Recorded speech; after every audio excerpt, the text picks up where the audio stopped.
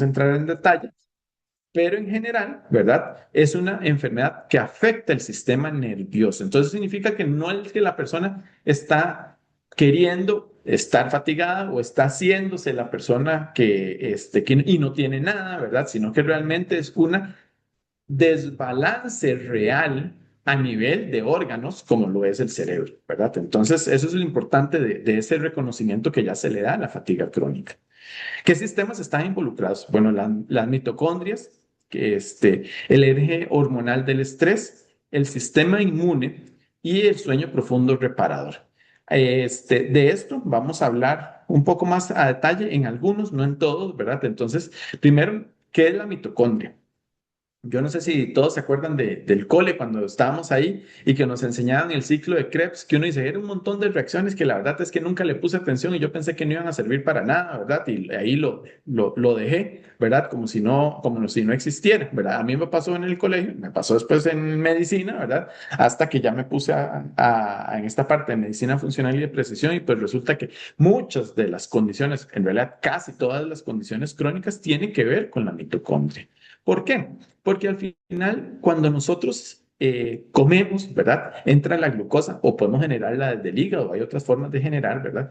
Pero, ¿qué es lo que ocurre? Que cuando se aumenta la glucosa, el páncreas en unas células que se llaman beta genera la insulina, esa famosa que está bajita o que no se produce en muchos de los pacientes diabéticos y por eso se le da externo, ¿verdad? Entonces, cuando la glucosa sube, las células betas del páncreas generan insulina.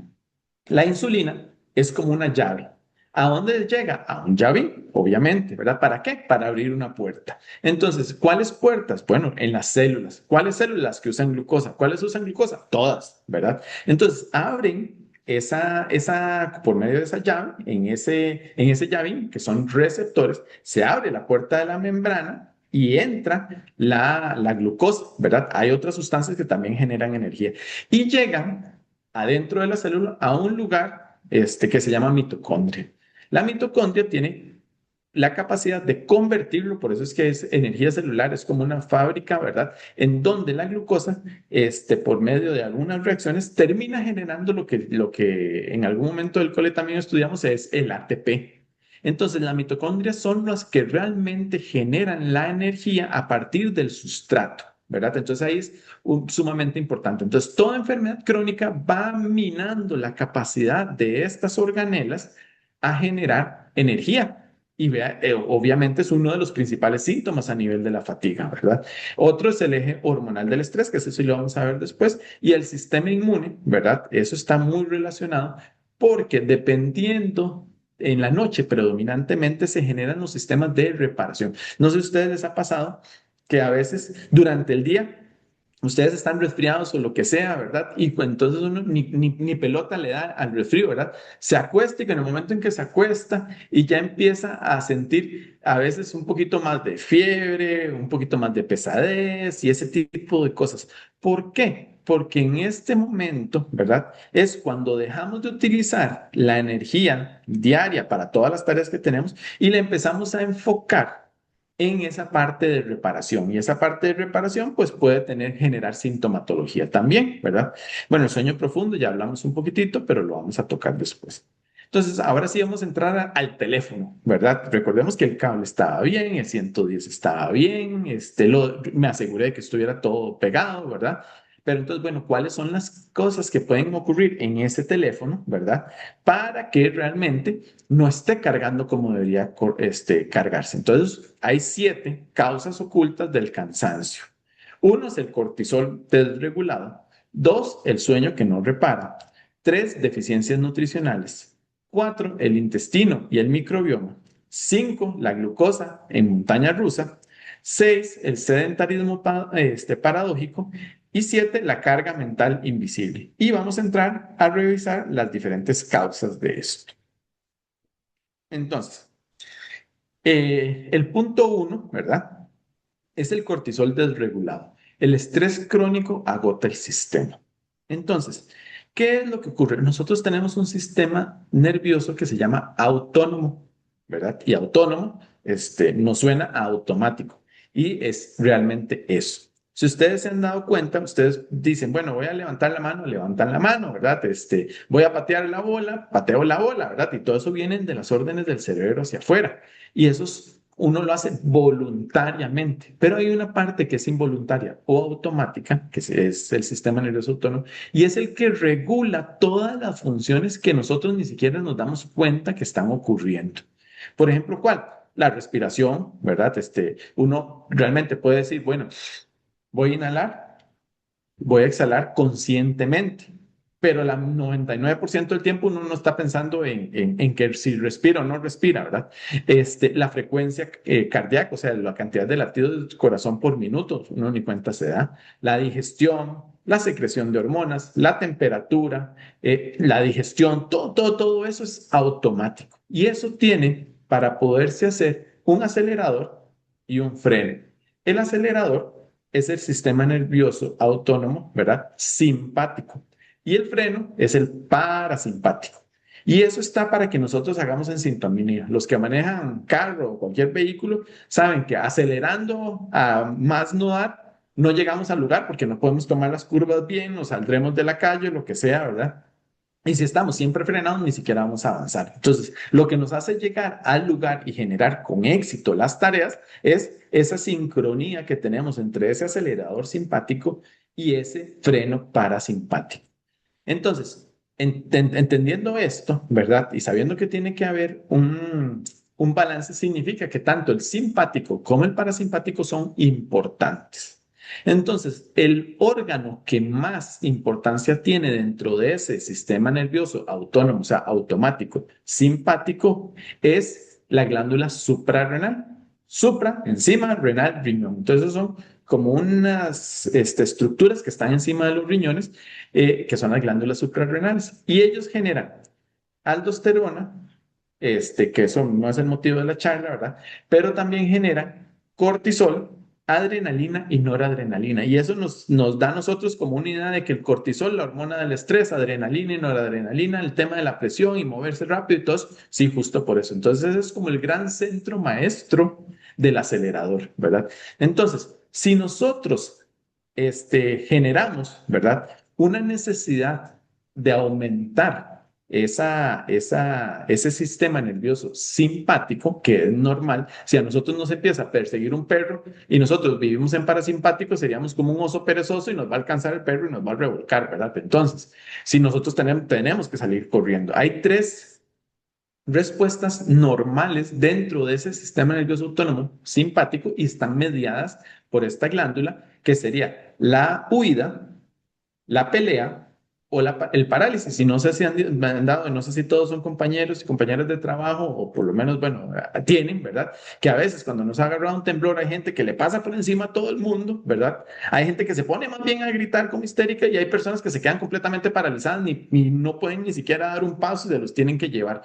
Y vea que son cosas inconscientes, ¿verdad? Entonces, entendiendo eso, el cortisol es el que nos da a nosotros ese rush que necesitamos para poder generar las tareas bajo estrés. ¿Es necesario el estrés? Claro que sí. El punto es cuando ya nosotros tenemos, como dice la diapositiva, ese estrés crónico, cuando no son picos de vez en cuando, sino nos mantenemos, ¿verdad? Y yo no sé si ustedes han comparado, ¿verdad? Lo que tal vez como el estilo de vida que llevamos nosotros versus lo que se llevaba hace 20, 30 años, imagínense 50, 60 años, ¿verdad? O sea, la cantidad de tareas que hacemos a la vez, la cantidad de presión en el trabajo, la cantidad de horas que se trabajan, lo que se les exige como padres, madres, la carga económica que se lleva, ¿verdad? Todo ese tipo de cosas a nosotros, pongámosle que la invasión, ¿verdad? Que tenemos nosotros de redes sociales, de información, la conectividad en el mundo, ¿verdad? Tenemos la capacidad nosotros de ser humanos, ¿verdad? De pasar a Team Pain de 4.000 personas a ya 5 millones de personas, ¿verdad? O sea, toda esa conectividad, uno dice, uy, qué bien, pero al final en todo eso estamos nosotros involucrados, ¿verdad? Entonces, eso nos mantiene a nosotros con un nivel de estrés al cual el organismo evolutiva y genéticamente no está preparado. porque eso ha surgido en los últimos 10 años, ¿verdad? Ahora con inteligencia artificial y un montón de cosas. Entonces nosotros estamos en un nivel de estrés que no se manejaba hace 20, que no se manejaba hace 30 años, y nuestros genes no cambian tan rápidamente como está acelerándose este estilo de vida, ¿verdad? Entonces, ¿qué es lo que pasa? Que al estar acelerado siempre, ¿sí? En algún momento llegamos al tope, y ese tope es cuando nosotros, el cortisol, empieza a generarse más bien menos cortisol, pero la glándula está acelerada. ¿Por qué? Porque ya llega a un punto en donde no puede producir tanto como se esperaría, ¿verdad? Entonces, el cortisol dice que es la hormona de estrés y es útil en emergencias, por eso no es en modo permanente. ¿Cuál es el problema? Vivimos nosotros en alerta crónica. Entonces, al final nos quedamos sin batería. O sea, por más que le intentemos, ahí nosotros somos funcionales por mucho tiempo hasta un punto en donde nos terminamos agotando. Entonces, eso cuando en consulta nosotros lo vemos en las fases del estrés y lo pueden buscar en internet. ¿Qué ocurre? Que las fases del estrés hay tres. Uno, alerta en el momento en que, no sé, nos dieron una mala noticia, un familiar tiene cáncer y uno hasta que, o pongámosle diferente, vamos en un carro y nos pegamos un frenazo, ¿verdad? Y uno hasta que se pone como rojo, siente como agujitas, el corazón se le acelera, ¿verdad? Es una fase de alerta. Cuando se mantiene por días, semanas, e incluso meses, ya se genera una fase de resistencia. O sea, todavía la glándula está dándole y dándole y todavía produce. Pero ya llega un punto en donde hay un agotamiento. Y en el estrés crónico que estamos hablando, la fatiga crónica, ¿verdad? Estamos en ese punto. Por eso, aunque queramos producir, no producimos. Por eso, aunque nosotros sintamos que estamos descansando, no descansamos, ¿verdad? Entonces, es una de las principales causas. Un dato clave es que el estrés crónico laboral es la primera causa de fatiga en adultos trabajadores activos, según la Organización Mundial de la Salud, en el año 2023. Y de ahí, pues sale el síndrome de burnout, ¿verdad? Que es reconocido desde el 2019 como un diagnóstico oficial. Entonces, uno dice, mira, el burnout es una persona que más bien pasó de ser una persona sumamente intensa a que ahora me vale todo. Y no sé, pero ¿en qué momento, verdad? Te encontró el zen, encontró la paz. Y no, realmente es que ya está tan quemado y que sus hormonas no responden, su cuerpo ya no responde y su producción no genera lo suficiente como para que ya no pueda estresarse, ya no pueda. Entonces, claro, son esas personas que entran en una desidia, en un me vale, ya, y no es realmente que uno sea una persona vaga. Uno dice, qué raro, ¿por qué tanto de siempre trabajo y ahora no, verdad? Entonces, esto podemos atribuirlo a este síndrome de burnout, que se pueden hacer formularios y algunas otras cosas para, pues, hacer detectarlo, ¿verdad? Sin embargo, pues vamos a continuar con el punto 2. Vamos con el sueño que no repara. Dormir es diferente a recuperarse. Y ahí fue la primera pregunta, o con lo que entramos con la introducción, ¿verdad? En donde no es tanto que tantas horas duermen. Yo no sé cuántos de ustedes han escuchado, yo creo que el 100% de las personas hemos escuchado que lo que se ocupa son entre 7 y 8 horas de sueño. Y realmente la ciencia no ha ido hacia ese camino últimamente. No sé si algunos de ustedes tienen, digamos, Apple Watch o Samsung o lo que sea, utilizan de los anillos que el Oura, ¿verdad? Que monitorean signos vitales. Ahí hay una función, ¿verdad? En donde nos habla del sueño. Y mucha gente piensa que el sueño REM, ¿verdad? Que es el que uno piensa, que es como el más profundo, ¿verdad? Es el que nos ayuda a nosotros a mejorar y reparar. Y no es así. El sueño REM es antes del sueño profundo. Y el sueño REM nos sirve para consolidar la memoria, regular la parte emocional. Sin embargo, el sueño profundo o fase 3 nos ayuda para la reparación celular, limpieza de toxinas cerebrales, recarga de energía. Y ese sueño profundo, como lo dice el cuadrito en morado, ¿verdad? Resulta que debe ser al menos un 20% de las horas que dormimos. Si uno hace un cálculo sobre las 7, 8 horas, uno debería prácticamente estar en un sueño profundo, ¿verdad? O las recomendaciones del sueño profundo es que deberían de ser por lo menos 1 hora 10, 1 hora 20 hacia arriba de sueño profundo en las noches, y que aunque durmamos 5 horas, si dormimos esa hora 10, esa hora 20 en sueño profundo, vamos a tener una reparación adecuada. ¿verdad? Entonces ya ahí como que se rompe ese paradigma de las 7, 8 horas. Habría que hablar más que todo sobre la cantidad de horas, o bueno, en realidad muy pocas veces se logran horas, pero bueno, hora 20 o por ahí, ¿verdad? De ese sueño profundo, ¿verdad? Entonces, aquí dice a los ladrones del sueño profundo. Bueno, definitivamente yo creo que todos lo sabemos, lo que pasa es que casi todos lo ignoramos, ¿verdad? Las pantallas antes de dormir, el alcohol, el cortisol elevado de noche, temperatura incorrecta del cuarto. Y este cortisol elevado de noche no es solo pegarse un colerón. Muchas veces los entrenamientos fuertes, ¿verdad? Si uno hace CrossFit, si hace tal cosa, haciéndolo en la noche, lo digo, obviamente es un tema de un rush, ¿verdad? De cortisol, ¿verdad? Entonces, a veces, si no tenemos una buena reparación, que eso ya es individual, por eso es que no es necesariamente que entrenar de noche esté mal, pero en términos generales, entrenar de mañana es un poco mejor, como les digo, tomándolo con cautela porque cada persona es diferente. Hay personas que recuperan mucho más rápido y pues ese pico de cortisol se va a bajar y no pasa nada. Hay personas que se mantienen ahí y cuesta la conciliación del sueño, ¿verdad? Por eso es que uno le decían a los bebés que métanlo en agua tibia, en agua calientita, denle un baño, tal y tal cosa, ¿verdad? ¿Para qué? Para ir bajando esos niveles y realmente poder llegar a conciliar el sueño. Un dato interesante, ¿verdad? Es que el alcohol, ¿verdad? Cuando uno empieza, está como picadillo, está en todo, ¿verdad? Pero ya después de eso, ¿verdad? Te entra en un tema más bien como de somnolencia, ese tipo de cosas. Lo que pasa es que el alcohol como tal más bien da sueño, pero destruye el sueño profundo, ¿verdad? Entonces, 2 copas de vino pueden reducir el sueño reparador hasta en un 20%. Y una sola noche con un 20%, menos de un 20% de sueño profundo, puede equivaler cognitivamente, no en todos los sistemas, pero a nivel de pensamiento, como si no hubiéramos dormido durante 24 horas, ¿verdad? Ahí está el estudio científico que lo respalda. El tema 3, ¿verdad? Son las deficiencias nutricionales. Dice lo que falta en tu química interna. Entonces, a veces nosotros entramos en un tema de dieta que pensamos que estamos bien, comemos un carbohidrato, una proteína, una ensalada, unas verduras, ¿verdad? Etcétera. Y pensamos que todo está bien. Lo que pasa es que las recomendaciones, según el Instituto de Medicina Funcional, deberíamos de comer en arcoíris. ¿Qué es eso? Comer un montón de colores, ¿verdad? Y a veces la ensalada de nosotros siempre se ve verde, ¿verdad? Entonces no significa que el hecho de que comamos ensalada realmente estemos supliendo las necesidades reales de lo que necesita nuestro cuerpo.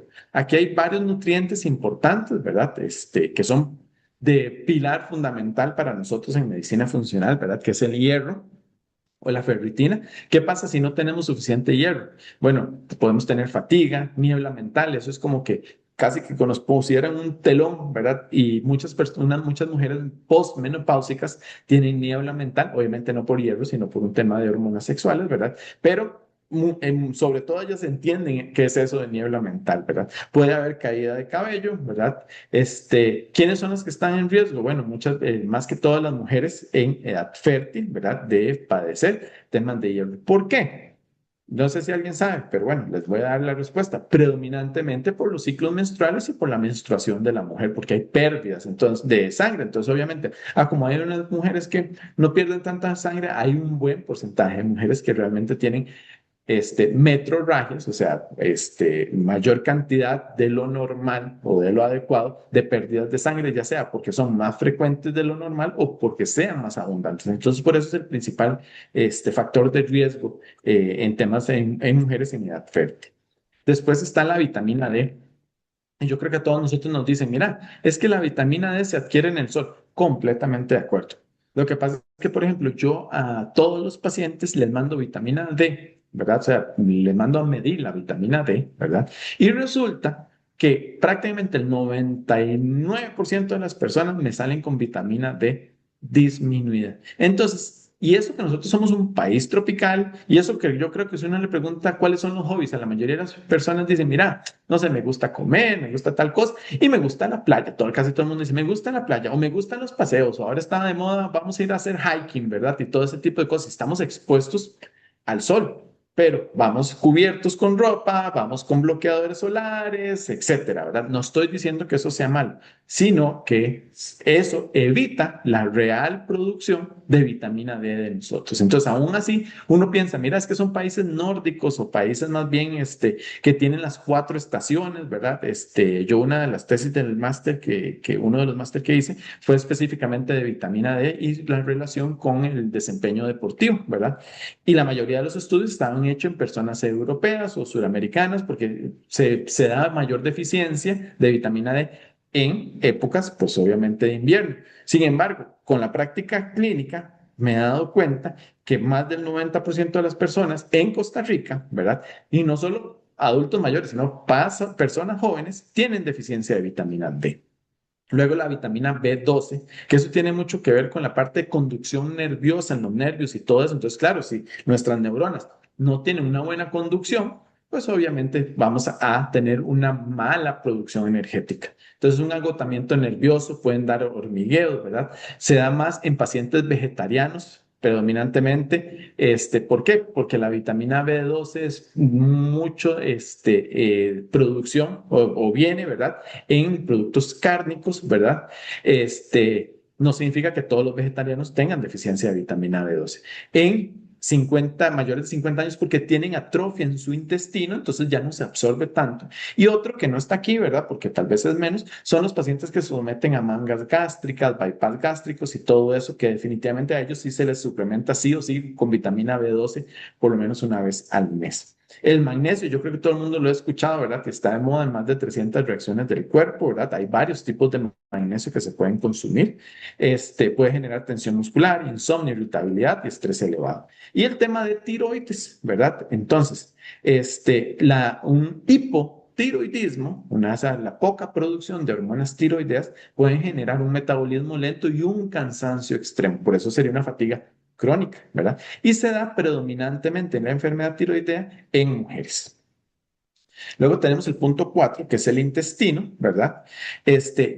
Y está el neurotransmisor que es de la serotonina. Yo creo que en algún momento todos los hemos escuchado y ese es el famoso que falta o que se produce poco en las depresiones, ¿verdad? Y uno piensa, bueno, sí, las depresiones a nivel cerebral, pero vean qué curioso, el más del 90% de la serotonina se produce en el intestino. Entonces ahí nos habla de esa relación intestino-cerebro que está de moda, ¿verdad? La permeabilidad intestinal aumentada, o sea, cuando se rompen las uniones que están evitando que pasen ciertos antinutrientes, ciertas fracciones de bacterias, etcétera, ¿verdad? Pueden generar una afectación en la producción de serotonina, ¿verdad? Y también el microbioma o la flora intestinal que se le decía antes, ¿verdad? Ahora se le llama microbiota. Entonces uno dice, pero entonces ¿cuál es la diferencia entre microbiota y microbioma? Bueno, la microbiota es específicamente en un lugar, ya sea en el intestino, en la piel, en las mucosas nasales. Entonces, si estamos hablando de un lugar específico, es microbiota. Si estamos hablando de la totalidad del montón de gérmenes que viven con nosotros, ¿verdad? En relación simbiótica, donde nos beneficiamos unos con otros, se llama microbioma, ¿verdad? Pero específicamente, si es una microbiota intestinal alterada, que se llama disbiosis, puede generar fatiga, ánimo bajo, niebla mental. Entonces, vean que hasta el intestino tiene que ver con esa fatiga crónica. ¿Cuáles señales podemos ver? Bueno, hinchazón frecuente. Hay gente que dice, es que yo como lo que sea y todo me inflama, ¿verdad? Eso nos puede hablar de una alteración intestinal de la microbiota o de la permeabilidad o de un SIBO incluso. Un antojo intenso por comer azúcar. Yo no sé si ustedes tienen compañeros o compañeras de trabajo o conocidos, ¿verdad? Que siempre es, uy, qué rico un dulcito, ¿verdad? Y que sin el dulcito no la pueden pasar, ¿verdad? Ese antojo intenso de azúcar nos habla de un tema intestinal, nos habla de una deficiencia de serotonina. Entonces, ese tipo de personas tienen eso. Entonces se llama un craving, ¿verdad? Entonces, esa necesidad por el azúcar, ¿verdad? Infecciones frecuentes porque nos habla de una inmunidad alterada, que ya habíamos hablado al principio, ¿verdad? Y alteraciones digestivas. Ahora vamos con la glucosa de la montaña rusa. Ya ustedes son expertos en glucosa, insulina, etcétera, ¿verdad? Entonces, ¿qué pasa? Que uno podría pensar, mira, si yo tengo glucosa, todo está bien, ¿Por qué? Porque tengo la glucosa, tengo la insulina, entra a la célula, se produce energía y tengo mucha energía. Claro, pero hay que ver de cuál es la fuente de esta glucosa que estamos entonces generalmente consumiendo. Entonces, carbohidratos simples, todo lo que son la bollería, los postres, los azúcares finos, refinados, ¿verdad? Todo ese tipo de cosas generan un pico muy rápido.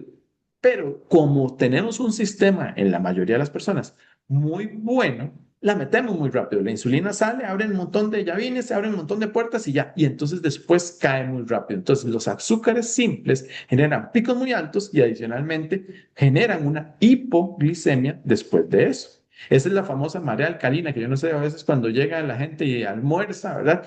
Y de momento a otro usted los ven roncando, ¿verdad? Entonces, eso es parte de la gestión inadecuada, ¿verdad? Del cuerpo hacia la glucosa, o la que le llaman bajada también de las 3 p.m., ¿verdad? Que uno dice, y yo empecé y después tal vez comí light y todo eso, ¿verdad? Pero de un momento a otro, a las 3 de la tarde ya no doy, o me tomo un café o no funciono, ¿verdad? Puede dar somnolencia, irritabilidad, antojo de algo dulce también, ¿verdad? Etcétera. ¿Cuál es el ciclo más común? Café de la mañana, dulce a las 10 a.m., almuerzo de carbos, caída a las 3 p.m., después café y después fatiga. Y yo no sé si a ustedes les ha pasado que eso es como, en los trabajos es muy común, ¿verdad? Y uno dice, mira, entró el nuevo, ¿verdad? O la nueva, tiene 20 años y entra delgadito, y después van 3 meses y ya hasta que se infló, ¿verdad? ¿Por qué? Porque entramos en esos ritmos, ¿verdad? Que tal vez no es propicio en otros lugares, pero muchas veces en los trabajos se da. Entonces, esto también tiene evidencia científica, ¿verdad? Investigado por la Universidad de Michigan en 2023. El sedentarismo, uno podría decir, si estoy no haciendo nada, pues no gasto, ¿verdad? Pero no es cierto, ¿verdad? El sedentarismo realmente cansa más. Eso se llama una paradoja, ¿verdad? Las personas que hacen menos actividad física se sienten más cansadas. ¿Por qué? Porque el ejercicio es un estímulo hormético. Un estímulo hormético es todo aquello que daña, pero en una dosis adecuada genera una mejora posterior. Les voy a entonces a dar este ejemplo con el ejercicio. Ustedes vienen y alzan pesas y ustedes dicen al día siguiente, no aguanto, no valgo un 5, me duele absolutamente todo, pero los 2, 3 días ya usted recupera. Y si sigue y sigue y sigue, se genera masa muscular, se va perdiendo grasa, etcétera. Entonces vean que es un estímulo dañino para el cuerpo porque el cuerpo no quiere sufrir, ¿verdad? Pero genera un beneficio. Entonces hay una mejora de la eficiencia mitocondrial, o sea, el hecho de hacer ejercicio producimos más y mejores mitocondrias. Por eso una de las principales recomendaciones que yo le doy a todos los pacientes es el tema de ejercicio, ¿verdad? Que no es el tema central acá, pero obviamente mejora el cansancio crónico, la fatiga crónica, pero hay ejercicios específicos que se pueden hacer para la mejora de la eficiencia mitocondrial. Sobre todo entrenamiento en fase 2, ¿verdad? Ejercicios de fuerza, etcétera. Pero bueno, ahí lo dejo en el aire el tema. Ayuda a regular el cortisol, genera unos picos, pero después mejora la gestión del cortisol si se mantiene. Por eso hay personas que entrenan en la noche y no les afecta porque ya tienen un tiempo y su cuerpo ya se acostumbró a esos picos de cortisol y lo gestiona de una manera diferente que alguien que no haga ejercicio. Mejora también el sueño profundo, ¿verdad? Desde chiquitillos a nosotros nos decían, vaya, cansan los carajillos para que se vayan y se duerman. Pues tiene una base fisiológica, ¿verdad? Y aumenta la dopamina y serotonina, que son neurotransmisores que ya nos damos un puntito. Ojo esto, con solo 5 minutos de caminata, ¿verdad? En una hora, puede reducir la fatiga vespertina en un 54%, o sea, a la mitad. La fatiga vespertina, o sea, la fatiga en la tarde, ¿verdad? Entonces, muchas veces nosotros llegamos y decimos, mira, almorcé en 40 minutos, me quedan 20. Y entonces, ¿qué voy a hacer? Voy a ir a hablar paja, voy a ir a ver 20 minutos de la serie que voy a terminar en la noche, ¿verdad? Y realmente los 5 minutos de caminata, ¿verdad? Puede hacer que se reduzca incluso la fatiga y genera menos picos de glucosa. Por último, el tema 7, ¿verdad? Que sería la carga mental invisible. El cerebro usa entre el 20 y el 25% de toda la energía y eso que no somos el cerebro de nosotros. Ojalá fuera, ¿verdad? Más grande y pudiéramos tener más datos y todo, pero bueno, el cerebro representa un 4 o 5% del cuerpo, ¿verdad? O menos, y utiliza el 20-25. Entonces, claro, todo es curioso porque vea que hay una investigación de Microsoft en el 2022 en donde dice que Las personas de oficina más administrativas generalmente pueden recibir hasta más de 300 interrupciones por día de su trabajo y por cada interrupción tardamos 23 minutos a volvernos a enfocar, ¿verdad? Entonces, ¿eso qué nos dice? Que nunca estamos enfocados realmente en el trabajo, que estamos mandando mensajes, que estamos gestionando tal. No estoy diciendo si es bueno o es malo, ¿verdad? Pero fisiológicamente nunca terminamos de estar realmente en un foco completo. Vamos a hacer un pequeño ejercicio antes de terminar y lo que sí quiero es que todas las personas que estén aquí a nivel consciente o vayan tomando una nota mental y voy a hacerles 10 síntomas. Voy a ir desplegando 10 síntomas y que ustedes al final digan, mira, de los 10 tengo 7, de los 10 tengo 4 y después les voy a hacer la explicación. Entonces, el primer síntoma, me despierto cansado aunque dormí. Entonces, los que no, 0 puntos, los que sí, un punto. Entonces, ese es el primero. Me despierto cansado aunque dormí suficiente. Dos, necesito cafeína para funcionar en las mañanas. ¿Sí o no? Y vamos sumando los sí. Tres, tengo bajones de energía, especialmente por la tarde. Cuatro, me cuesta concentrarme o siento niebla mental frecuente. Cinco, me irrito más fácilmente que antes. 6. Tengo antojos intensos de dulce o carbohidratos. 7. Siento el cuerpo pesado o con tensión muscular sin causa clara. 8. Me enfermo con más frecuencia de lo que antes me enfermaba o de la normalidad para mí, ¿verdad? 9. Tengo dificultad para dormir o me despierto en la madrugada y generalmente entre 1 y 3 de la mañana. 10. Mi motivación por cosas que me gustaban han bajado, como que le he perdido el sazón a la vida. Antes me emocionaba ver una flor y ahora me da igual, ¿verdad? Antes me emocionaba llegar donde los hijos y que, ay, qué bonito, y ahora, ¿verdad? Ese tipo de cosas es ese punto 10. Entonces, bueno, teniendo, se los voy a dejar aquí estos segundos, contando, ¿verdad? Ya la suma total. Entonces, quienes tienen de 0 a 2, sí, 2 puntos, tienen una energía en buen balance. Estamos bien, ¿verdad? Esto es en las últimas 2 semanas. Quienes tienen de 3 a 5, sí, hay que empezar a prestar atención. Hay señales ya un poquitito de desgaste. Quienes tienen de 6 a 8 sí, hay una alerta ya, y es importante porque ya hay un sistema que está bajo presión, esa famosa glándula suprarrenal, todo ese sistema neurológico, todo eso que hemos hablado, ya hay una alerta real. Y quienes tienen de 9 a 10 es un tema urgente y definitivamente deberían de consultar con un médico. ¿Ok? Vamos a ver 5 palancas reales para recuperar la energía. El ritmo circadiano, desayuno energético, movimiento mínimo, pausa real y revisar tu química. Entonces, la palanca 1, ¿verdad? Es respecto a este tema del ritmo circadiano. Hay ciertas hormonas que tienen ritmo, ¿verdad? De cada 24 horas. Entonces, se producen predominantemente en la noche o en la madrugada, en la mañana, etcétera. Entonces, sincroniza el ritmo circadiano, pues se llama ritmo y circadiano, que es cada ciclo, ¿verdad? Se puede sincronizar cuando hay pantallas, horarios irregulares, poco sol, el cortisol y la melatonina se desordenan y la energía lo paga, ¿verdad? Entonces, el sueño, siempre el sueño es importante, ¿verdad? Entonces dice, normalizar el ritmo, mejora el sueño profundo, ¿se acuerda que hablamos de ese sueño reparador? Entre un 30 y un 40% en 4 a 6 semanas, si logramos mejorar ese ritmo circadiano. Acciones para que ustedes se las dejen. La luz natural en los primeros 30, 60 minutos del día es sumamente importante. Yo tengo un profesor, un maestro para mí, ¿verdad? Que es español y se vea, pero tiene el origen cubano, entonces habla con acento español, pero te dice el chico, ¿verdad? Chico, ustedes tienen una bendición porque el sol de ustedes sale demasiado temprano, sale a las 6 de la mañana, incluso antes, ¿verdad? Dicen nosotros allá y los que han visitado otros países en otras latitudes, el sol puede salir 8, 9 de la mañana, ¿verdad? Entonces, esa luz natural que nosotros somos privilegiados de tenerlos y que es muy constante o relativamente constante durante todo el año, es una ventaja que nosotros deberíamos de aprovechar. Abrir la ventana, estar al aire libre, ¿verdad? Los primeros minutos, yo sé que con las rutinas de los trabajos y todo eso es difícil, pero bueno, es una recomendación adecuada, fines de semana, ¿verdad?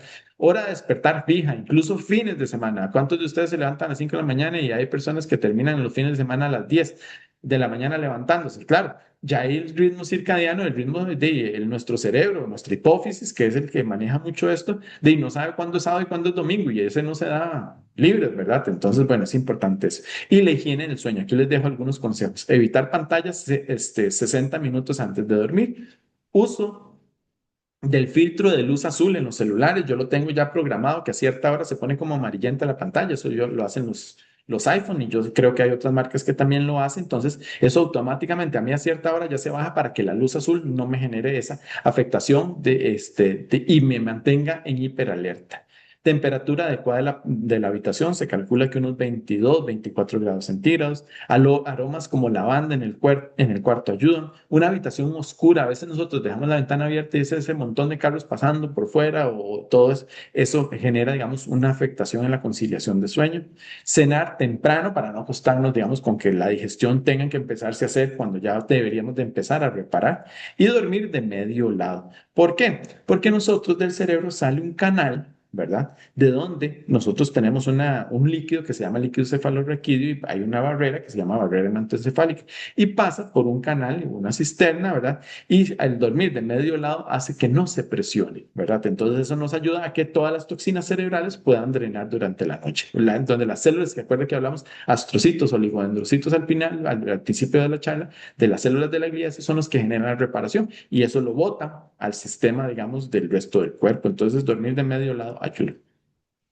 La palanca 2 es dominar el desayuno energético, ¿verdad? Entonces aquí les dejo digamos, opciones. Huevos más aguacate más vegetales, que es proteína más grasas, ¿verdad? Más vegetales. Yogur griego, proteína más nueces, más fruta entera, es proteína más grasas saludables, más la parte de frutas, ¿verdad? Comer en arco iris. La avena, que sería entonces una proteína, perdón, un carbohidrato complejo, proteína en polvo más semillas, que las semillas son las grasas saludables y la proteína ahí lo tenemos y tenemos un poquitito de carbo, ¿verdad? Evitar el jugo, el pan blanco y el cereal sólido. Ojalá, ¿verdad? Orden de la comida importa y a veces nosotros llegamos y decimos, mira, lo primero que me voy a comer es el arroz y vieras que solo esa decisión puede generar picos de insulina y picos glicémicos mayores a que si uno le cambia el orden a la comida. Entonces, imagínense que con solo eso hay cosas metabólicas que podemos hacer. Primero las verduras y la ensalada, después la proteína, después las grasas saludables y después el carbohidrato por último. ¿Por qué? Porque se amortiguan, porque ya ha pasado diferente comida y ya se absorbe menos. El punto 3 es el movimiento mínimo diario. Ojalá cada 55 minutos, o sea, podemos poner una alarma cada 55 minutos y levantarnos unos 5 minutos. Hacer unas caminatas aprovechando el sol de 20 a 30 minutos de la mañana. Subir escaleras en vez de ascensor. No necesariamente hace falta el gimnasio, una caminata funciona. Os estoy hablando para el tema de estrés crónico, no estoy hablando para la parte de pérdida de peso, longevidad ni nada, que eso es otro tema, digamos que a mí me gusta y en la prescripción de ejercicio es completamente distinto, ¿verdad? O esas caminatas después de las comidas fuertes generan menos pico glicémico. Una pausa real, no el scroll. El cerebro necesita periodos de no input para recuperarse. Ver el teléfono durante el almuerzo no es descanso, es más carga. Técnicas de regulación del nervio vago reducen el cortisol. El vago teníamos la suprarrenal predominantemente a nivel de acelerador y el vago es el que hace la contraparte predominantemente como el freno, ¿verdad? Entonces, la regulación del nervio vago se pueden hacer y reducen el cortisol hasta en 20 o 25% en sesiones de 10 minutos y el cortisol reducido en un 20 o 25% es un montón. Entonces, almuerzo sin pantalla, ojalá, vea que no siempre, pero unas 3, 4 veces a la semana, son pequeñas cositas que podemos hacer. 10, 15 minutos de silencio, una caminata al aire libre.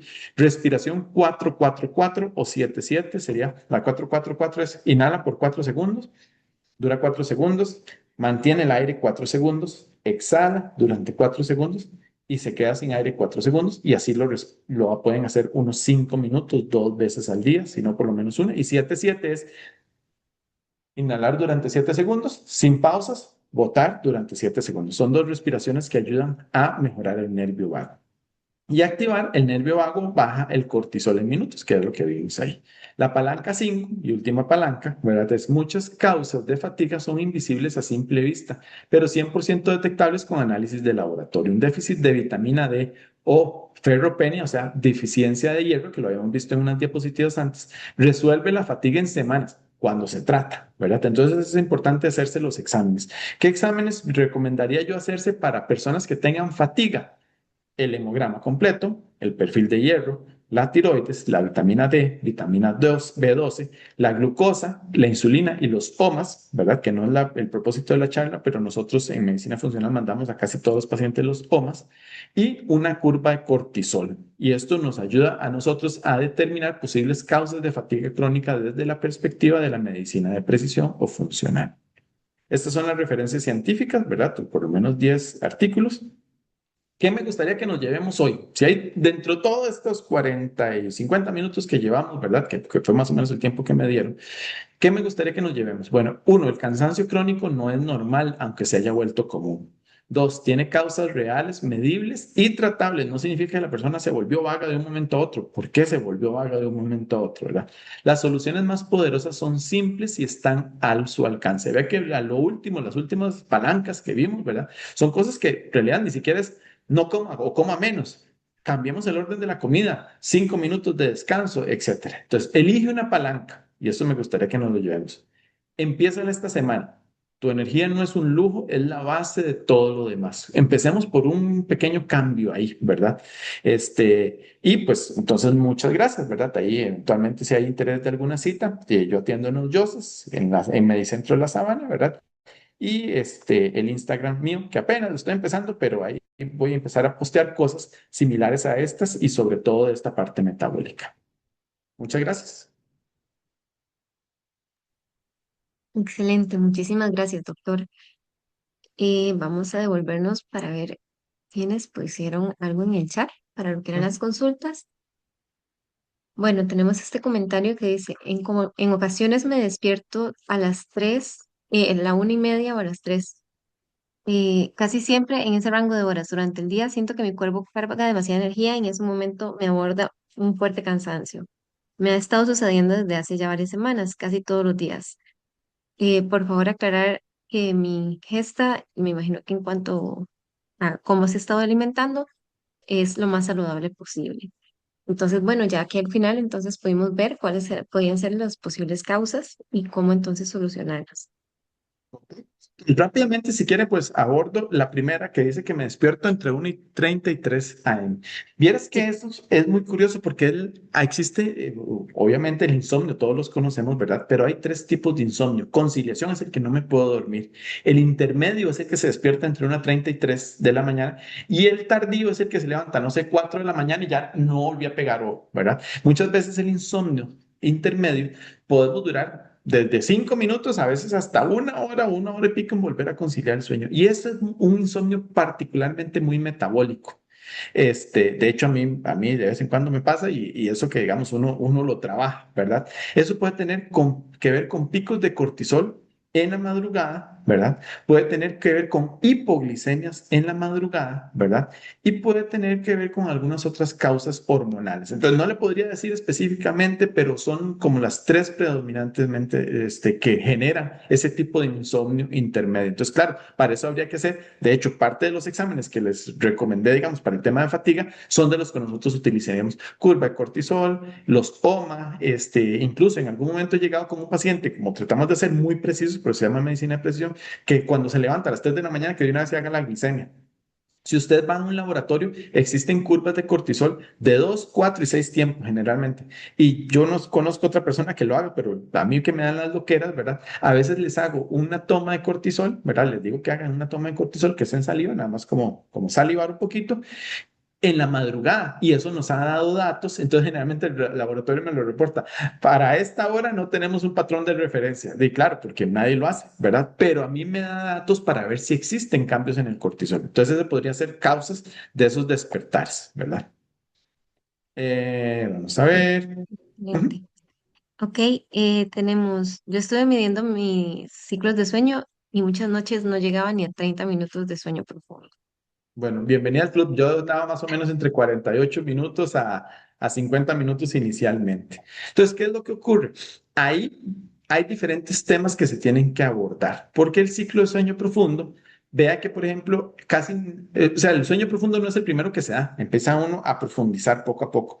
Entonces, ¿qué es lo que pasa? Que incluso no es solo el 20%. A veces, si ustedes se miden, ¿verdad? Porque si tiene 30 minutos de sueño profundo, nadie se da cuenta cuántos minutos de sueño profundo duerme porque está dormido profundamente, ¿verdad? Pero probablemente tenga algún dispositivo y muchas veces, incluso uno, si suma o le da la sumatoria, dice, durmió 50 minutos en sueño profundo, 1 hora en sueño profundo. Claro, pero hay personas que lo tienen muy picudo, por decirlo así. Entonces tampoco se genera una reparación adecuada porque son instantes, ¿verdad? Entonces ahí es donde uno tiene que trabajar en temas de problemas de sueño. Y eso entonces definitivamente es algo que nosotros manejamos, ¿verdad? A nivel de consulta, porque hay que averiguar si es cortisol, si es glucosa, si es, ¿cómo se llama? Hay personas que se levantan con pensares, digamos, rumiantes, ¿verdad? Entonces uno les enseña a hacer como un diario. Entonces eso hay que revisarlo primero metabólicamente para ver cuál es la causa y mejorar eso. Por ejemplo, otra cosa que casi nadie piensa es, a veces hay personas que tienen un patrón de subrecuperación del ejercicio. Uno piensa que todo el mundo se recupera igual y realmente uno cada minuto debería de bajar por lo menos 17 latidos por minuto al momento de terminar el ejercicio. Y hay personas que no lo hacen, a veces bajan 5, entonces duran mucho tiempo en recuperarse. Ese tipo de personas tienden mucho a tener un sueño más superficial. Entonces, sí, digamos, hay varias causas metabólicas, ¿verdad? Definitivamente, pero sí habría que estudiarlos. Con esos exámenes, ese panel de exámenes, pues sería un buen inicio, pero ya hay otras cosas que podemos hacer. Ok, seguido es una persona que pregunta si el Ozempic causa alteraciones y produce la fatiga. Ok, el Ozempic como tal no produce alteraciones ni produce fatiga. Dato, completamente. Yo vengo llegando el lunes de Perú, ¿verdad? Y hice una certificación, se llama certificación avanzada en péptidos y el Ozempic, ¿verdad?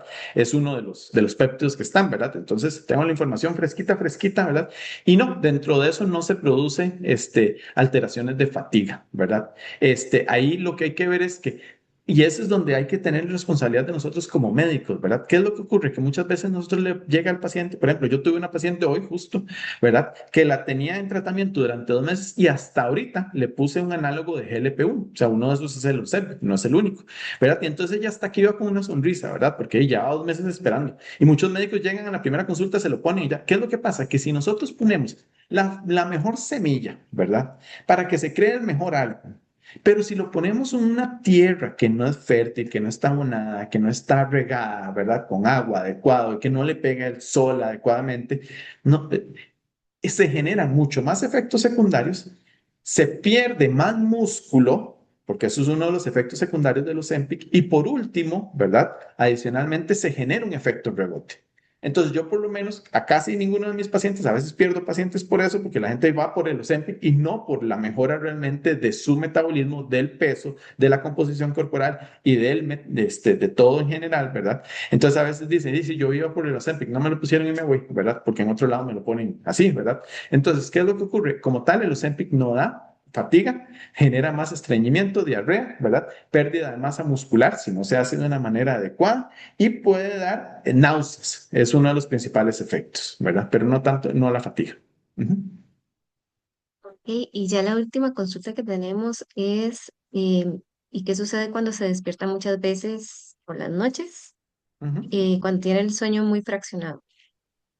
Eso generalmente nos habla de una situación igual metabólica. Eso nos pasa predominantemente porque el sueño profundo no está llegando y se está quedando generalmente en sueño REM. Entonces significa que ese mal dormir como tal de esos picos frecuentes y digamos, pongamos el puntiagudo, ¿verdad? Que estamos hablando de esos picos, ¿verdad?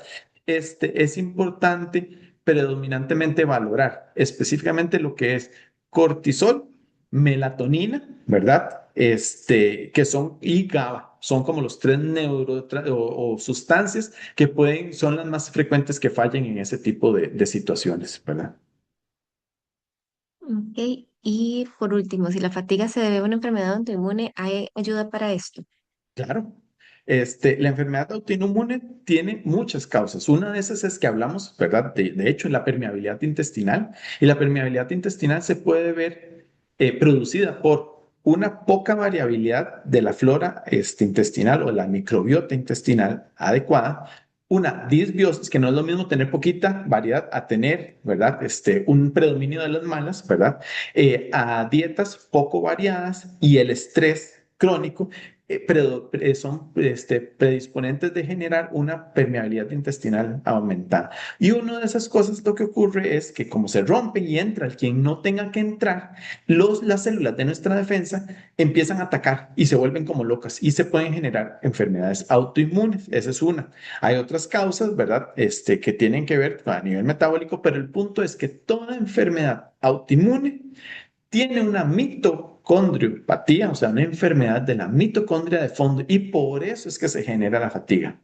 ¿Por qué? Porque la energía la estamos utilizando en autoatacarnos y no en la producción energética para todo el resto de las funciones. Porque el cuerpo, al sentirse amenazado, lleva toda su energía a atacar quien está atacando, pero somos nosotros mismos en la enfermedad autoinmune. Entonces dejamos de utilizar la energía para otras cosas menos vitales como el movimiento y todo ese tipo de cosas. Entonces la fatiga crónica definitivamente está relacionada con enfermedad autoinmune por una mitocondriopatía y para las mitocondrias nosotros tenemos cualquier cantidad de tratamientos, ¿verdad?